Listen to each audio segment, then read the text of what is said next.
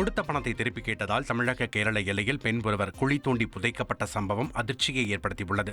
கேரளாவின் பனச்சமூடு பகுதியைச் சேர்ந்த பிரியம்பதா என்ற பெண் கடந்த 12ஆம் தேதி மாயமானார். போலீசார் தேடி வந்த நிலையில் அண்டை வீட்டைச் சேர்ந்த சரஸ்வதி தனது வீட்டை ஒட்டிய பகுதியில் இரத்தக்கரைகள் காணப்படுவதாக தெரிவித்தார். போலீசார் விசாரணையை தீவிரப்படுத்தினர். இரத்தக்கரைகளுடன் தலைமுடியும் காணப்பட்ட நிலையில் சரஸ்வதியின் மருமகன் வினோத்தை போலீசார் விசாரித்தனர். விசாரணையில் பிரியம்பதாவை வினோத் கொலை செய்ததை ஒப்புக்கொண்டார். வினோத்துக்கு தான் கொடுத்த பணத்தை பிரியம்பதா திருப்பி கேட்டதால் கழுத்தை நெரித்து கொலை செய்து சடலத்தை மறைத்துள்ளார். பின்னர் போலீசார் வீட்டருகே குழி தோண்டி புதைக்கப்பட்டிருந்த சடலத்தை மீட்டு வினோத்தையும் சடலத்தை புதைக்க உதவிய அவரது சகோதரர் சந்தோஷையும் கைது செய்தனர்.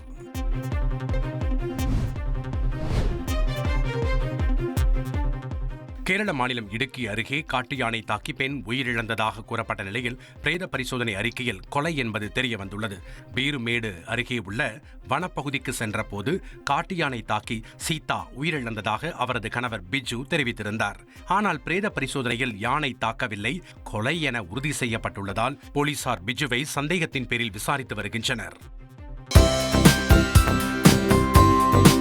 தந்தி டிவியை உங்கள் கேபிள் டிவி ஆபரேட்டரிடம் இலவசமாக கேட்டு பெறுங்கள்.